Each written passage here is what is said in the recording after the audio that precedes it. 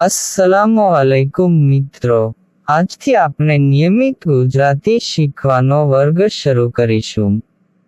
આજના પ્રથમ પાઠ શરૂ કરતા પહેલા, જો તમે હજી સુધી આ ચેનલને સબસ્ક્રાઇબ કરી નથી, તો કૃપા કરીને ચેનલને સબસ્ક્રાઇબ કરો અને બેલ આઇકોન પર પણ ક્લિક કરો, જેથી કરીને તમને આવનારા પાઠોની સૂચનાઓ મળે. તો ચાલો આજના પાઠની શરૂઆત કરીએ.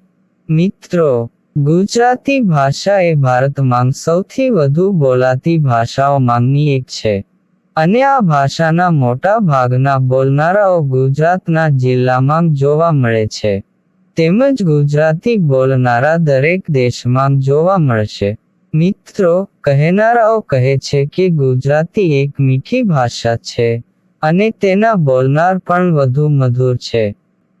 આ કેટલે અંશે સાચું છે, આપણે શીખવાના અભ્યાસ દરમિયાન પ્રયોગ કરીશું.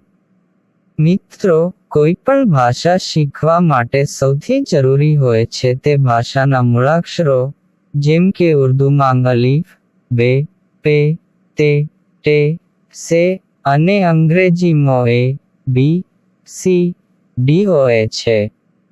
ગુજરાતીમાં પણ સમાન મૂળાક્ષરો છે. મિત્રો, જેમ ઉર્દૂ મૂળાક્ષરો અડધા સ્વરૂપમાં લખાય છે અને વાંચવામાં આવે છે, તેમ ગુજરાતી મૂળાક્ષરો ઉર્દૂના અડધા સ્વરૂપમાં વાંચવામાં આવે છે. જેમ કે અલીફ, ને, અ, બે, ને, બ, પે, ને, પ, તે, ને, ત, ટે, ને, ટ વાંચવામાં આવે છે. મિત્રો, હું તમને ફરી એકવાર વિનંતી કરું છું કે જો તમે હજુ સુધી ચેનલને સબસ્ક્રાઇબ નથી કરી, તો કૃપા કરીને ચેનલને સબસ્ક્રાઇબ કરો. તે તમારા તરફથી અમારા માટે એક પ્રેમાળ ભેટ હશે.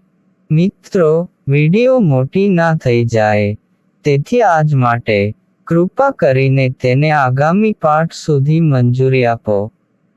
અલ્લાહ હાફિઝ.